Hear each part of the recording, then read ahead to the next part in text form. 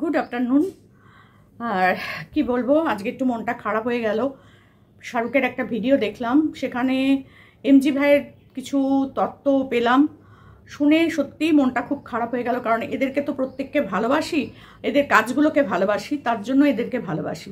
তো এমজি তোমরা জানোই কিছুদিন আগে অসুস্থ ছিল এবং সেখান থেকে সে যেভাবেই হোক কষ্টে সৃষ্টে পুরোটা চিকিৎসা হয়তো করাতেও পারেনি টাকার অভাবে, আর অত দূরে যাতায়াতের লোকজনের অভাবে রোহন তামিমরা ওকে নিয়ে এসেছিল। তামিমের বাড়িতেই ছিল, তোমরা সবই দেখেছো, আমিও ভিডিও করেছি আর ওদের ভিডিও থেকেও সব জানতে পেরেছো।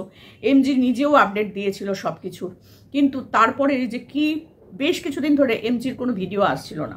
তো আমিও চিন্তা করছিলাম যে কি হলো, সে কি আবার অসুস্থ হয়ে গেল। তবে আজকে যে শাহরুখের আপডেটটা পেলাম এমজির সম্পর্কে, সেটা দেখে না সত্যি বলছি ভীষণ মনটা খারাপ হয়ে গেছে। তো যারা আমার এই ভিডিওগুলো দেখো তারা সবাই জানো শাহরুখ, রোহন, তামিম, তুষার কারা, এমজি কারা।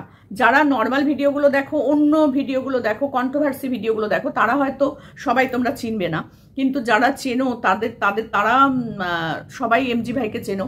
আর এমজি ভাইয়ের আপডেট পাওয়ার জন্য আমরা কিন্তু খুব চিন্তায় ছিলাম যে কি হলো, হঠাৎ করে এমজি ভাইয়ের কোনো ভিডিও আসছে না কেন, তাহলে কি সে ভালো আছে তো, কোনো রকম বিপদে পড়েনি তো? কারণ কিছুদিন আগে একটা ভিডিও এমজি ভাই নিজে দিয়েছিল যে এমজি ভাইকে খুব চক্রান্ত করে ফাঁসিয়ে দেওয়ার চেষ্টা হচ্ছে।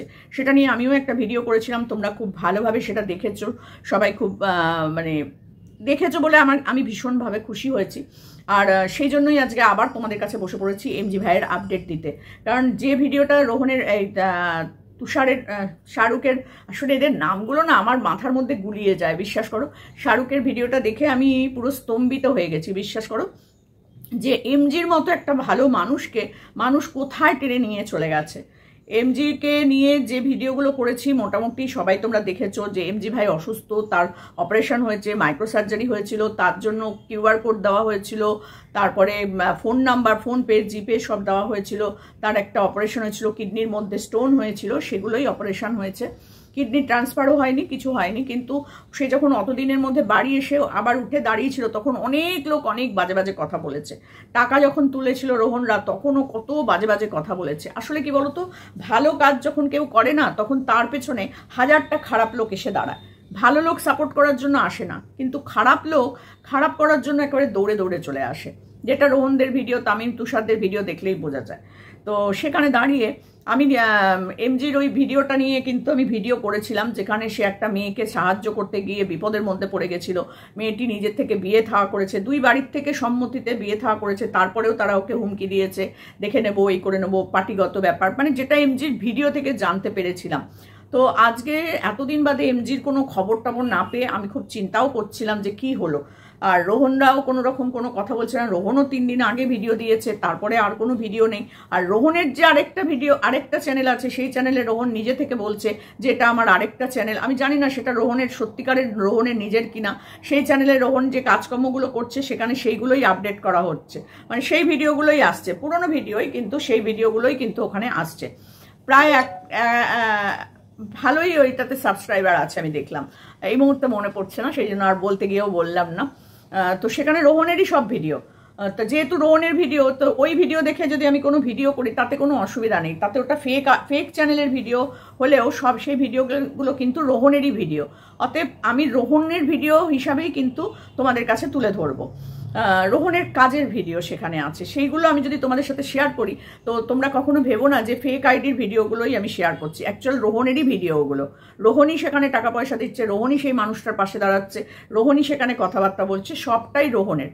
তো সেটাও তোমাদেরকে বলে নিলাম। অনেকে ভাবছো দিদি ফেক আইডির ভিডিও তুমি দিচ্ছ, তুমি ভুল করছো, এই করছো, আমাকে লিখেছো তোমরা, না আমি কোনো ভুল করছি না। যদিও ওটা অন্য কারোরই হয় তবুও ওটা রোহনেরই ভিডিও। এটা হচ্ছে আমার বক্তব্য যে রোহনের ভিডিওই অন্য একজন করুক না কেন, সে তো রোহনের ভিডিওটাই তুলে যদি করে, তাও আমি সেই ভিডিওটা দেখে আমি তোমাদের কাছে নিয়ে আসি রোহনের কাজ কারবারগুলো, যাতে আরও মানুষ জানতে পারে, আরও মানুষ তার কাছে উপকার পেতে পারে। সেই জন্য তাকে আমি তার কাজগুলোকে নিয়ে আমি ভিডিওটা করি।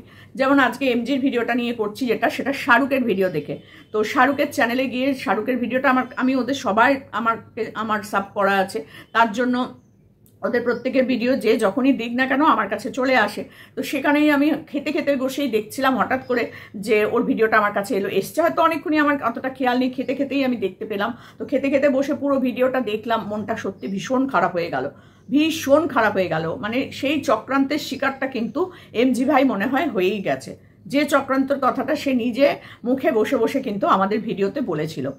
সত্যি বলছি খুব খারাপ লাগছে শুনে।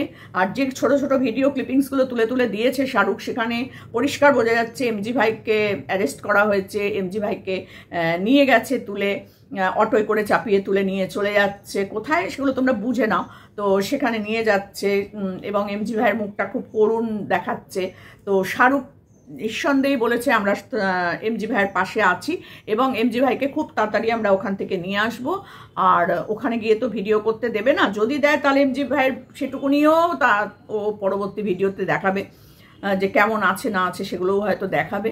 কিন্তু সত্যি বলছি ওই ভিডিও ক্লিপিংসগুলো দেখে না আমার মনটা এত খারাপ হয়ে গেছে, মানে ভাত খাওয়ার ইচ্ছাটাও আমার আর হচ্ছিল না। কারণ এইসব মানুষগুলো হচ্ছে মানে সমাজের দরকার, এদের দরকার সমাজে। আর সেখানেই দেখো ওদেরকে নোংরা নোংরা অ্যালিগেশন দিয়ে তুলে নিয়ে চলে যাচ্ছে। কেমন লাগে বলো তো? খুব খারাপ লাগছিল যখন মানে শাহরুখের ভিডিওটা দেখছি না আমি, আর ভাবছি যে দেখো একটা মানুষের সে উপকারই করেছে, কোনো অপকার তো করেনি, কিন্তু এই উপকারের সাজাটা সে কি পাচ্ছে, তার তো একটা বদনাম হচ্ছে, তাই না? আজকে মার্কেটে পুরো ছড়িয়ে যাবে যে এমজি ভাইকে গ্রেপ্তার করে নিয়ে চলে গেছে এই কেসে। নিজেই লিখেছিল এমজি ভাই যে মেয়েলি কেস দেওয়া হচ্ছে, এইসব নোংরা কেস দিয়ে আমাকে মানে ফাঁসিয়ে দেওয়ার চক্রান্ত করা হচ্ছে। তো সেই চক্রান্তের মধ্যে ফেসেই গেল শেষ পর্যন্ত এমজি। সত্যি বলছি জানি না সেটা কতদিন ধরে হবে, কতদিন ধরে সে আছে সেটা কিন্তু আমি ঠিক জানি না। তবে শাহরুখের ভিডিও দেখে বুঝলাম যে এমজি ভাই ওরকমই একটা জায়গায় আছে, এখনো পর্যন্ত তার মানে ছাড়া পায়নি, সে এখনো পর্যন্ত ওখানেই আছে। তো এরা খুব চেষ্টা করছে যত তাড়াতাড়ি সম্ভব ওখান থেকে ওকে বের করে নিয়ে আসার। যতক্ষণ না বের হচ্ছে ততক্ষণ পর্যন্ত এরাও ভালো করে হয়তো ভিডিও দিতে পারছে না। রোহনও অনেক 3 দিন 4 দিন হয়ে গেছে, রোহন কোনো ভিডিও দিচ্ছে না। তো জানি না সোনামা কেমন আছে, সোনামারও কোনো আপডেট পাচ্ছি না। সোনামাকে না দেখলে পরে সত্যিই মনটা খারাপ হয়ে যায়। তো সরি, তো এই সব দেখার পর না দেখো বৃষ্টি নেমেছে, আর ভাবছিলাম যে বৃষ্টি নামবে, ফোটা ফোটা করে বৃষ্টি নেমেছে। যাক বাবা হোক, এত গরম পড়েছে না। তো যাই হোক, মনটা সত্যি খুব খারাপ হয়ে গেছে। ঠাকুরের কৃপায় ঠাকুরকে ডাকি যেন এমজি ভাইকে খুব তাড়াতাড়ি ওখান থেকে আমরা আবার আমাদের নর্মাল জগতে ফিরে আসতে পারে এমজি ভাই। একেই তো শরীরের ওই অবস্থা বলো, যে মানুষটা কদিন আগে অপারেশন থেকে এসেছে, একটা মানে শরীরটা এখনো সুস্থ হয়নি ভালোভাবে। আমি তো বলেছিলাম যে তুমি এখন কোনো কাজের মধ্যেই যোগ দিও না। তারপরে ওই যে বসে থাকতে পারে না, শুয়ে থাকতে পারে না, রেস্ট নিতে পারলো না, ইফতারি দেওয়া শুরু করলো, এই করলো সেই করলো, রাস্তায় বেরিয়ে পড়লো, এগুলোর দরকার ছিল না। এখন তো তামিমদের বাড়িতেও নেই, এমজি ভাই কোথায় আছে সেটাও আমরা এখনো পর্যন্ত জানি না। তো লাস্ট ভিডিওটাতেই এমজি ভাই যেটা বলেছে যে ফাঁসিয়ে দেওয়ার চক্রান্তটা, ওটা অবধি তার ভিডিও লাস্ট, তারপরে আর কোনো ভিডিও আমিও দেখিনি। তো সেখানে দাঁড়িয়ে এমজি ভাইয়ের উচিত ছিল অন্তত 2 মাস চুপচাপ শুয়ে বসে খেয়ে রেস্ট নিয়ে ওষুধ টষুধ খেয়ে আগে নিজেকে ঠিক করা, সেটা করতে পারলো না। ঈদের জন্য সে মানে তাকে ইফতারি দেওয়া, এই করা ওই করা নিয়ে ব্যস্ত হয়ে, যদিও সে নিজে দিতে যায়নি, তবুও বাইরে বেরিয়েছিল বলেই তো ওই মেয়েটির সাথে দেখা, ট্রেনে বাইকে, তার মানে সব কিছুই সে করেছে, তাই না? ট্রেনেও চেপে গেছে কোথাও, আবার বাইক চালিয়েও মেয়েটাকে পৌঁছে দেওয়ার জন্য বাড়ি অবধি নিয়ে এসছে সে। তাহলে এগুলো তো সে করেছে, মানে কদিন আগে সে অপারেশন থেকে উঠেছে। আজকে যদি এই রেস্টটা বাড়িতে বসে শুয়ে নিত তাহলে মনে হয় এইরকম একটা নোংরা ঝামেলার মধ্যে এমজি ভাই মানে ফেসে যেত না, তাই না? সেটা সে নেয়নি, সে বেরিয়ে পড়েছে সমাজ সেবা করতে। আর সমাজ সেবা করতে গিয়ে যে নিজের অবস্থা খারাপ হয়ে যাচ্ছে সেটা দেখলো না। আমার মনে হয় যে এই কাজগুলোর জন্য মনে হয় ওর শরীর একেবারে আনচান করছিল যে কতক্ষণে উঠবার, কতক্ষণে গিয়ে এই সব কাজগুলো করব। তার ফলটা আজকে হাতে নাতে পেয়ে গেল। কি করার দরকার ছিল মানুষের উপকার আমি জানি না। তো মানে এই শরীর খারাপ নিয়ে উপকার তো অবশ্যই করবে, মানে আমি এটা বলতে যাচ্ছি এই সময় কি দরকার ছিল। এখন তো এমনিও তোমার সময়টা খারাপ যাচ্ছে, তো তারপরে সেখানে তুমি না ভালো করে রেস্ট নিলে, না ভালো করে ওষুধপত্র ঠিক করে খেলে, আমি জানি না তুমি কি করলে না করলে, কিন্তু এত তাড়াতাড়ি তোমার এই সোশ্যাল মিডিয়ায় আসা, ক্যামেরা খুলে সব কিছু করার দরকার ছিল না। তো যাই হোক, তুমি ভালো বুঝেছো, করেছো, কিন্তু আজকে যে বিপদটার মধ্যে তুমি পড়ে গেলে, সত্যি বলছি ভীষণ খারাপ লাগছে। সমবেদনা জানানো ছাড়া আর তো কিছু করার নেই। তবে শাহরুখকে বলবো অবশ্যই তুমি পরবর্তী আপডেটটা এমজির দিও। আর তোমরা সবাই মিলে চেষ্টা করলে এমজি খুব তাড়াতাড়ি ওখান থেকে বেরিয়ে আসতে পারবে। ঠাকুরের কাছে প্রার্থনা করি এমজি ভাই যেন তাড়াতাড়ি ওখান থেকে বেরিয়ে আসে, সুস্থ সবল স্বাভাবিক জীবনযাপন করে, এটাই আমার কামনা। আর কি বলবো বলো, ভিডিওটা বড় করার মতন ইচ্ছা নেই। খুবই খারাপ লাগছে, ভীষণই খারাপ লাগছে। সত্যি বলছি, চিন্তায় একটু ছিলাম, যেমন সোনামাকে নিয়ে চিন্তা করছি। গরম তো, বাচ্চারা গরমে খুব কষ্ট পায়, তো সেখানে দাঁড়িয়ে তার শরীর কেমন আছে। মানে আমি বলেছিলাম রোহনকে বারবার করে, যে কোনো ভিডিও না দাও, অন্তত সোনামার একটা 10 মিনিটের ভিডিও দিয়ে দিও, যে ও এই দৌড়াদৌড়ি করছে, খেলা করছে, খাচ্ছে বা ঘুমোচ্ছে, ঘরের মধ্যে রেখেই ভিডিও দিও। তো আজকে আমি একটা ভিডিও দেখছিলাম যে সোনামা সারাদিন বাড়িতে কি করে, আর একটু ছোট ছিল সোনামা তখন, তো সেটা নিয়ে আমি অবশ্যই তোমাদের কাছে আসবো। আমার ভীষণ ভালো লেগেছে ভিডিওটা, একটু পুরনো ভিডিও কিন্তু বেশ ভালো লেগেছে। আমার নতুন বন্ধু যারা, তারা অবশ্যই দেখবে, ভালো লাগবে। আর এমজির আপডেট তোমাদের কাছে দিয়ে গেলাম, মনটা খুবই খারাপ হয়ে গেছে। তো চলো, এটুকুনি বলার ছিল। টাটা।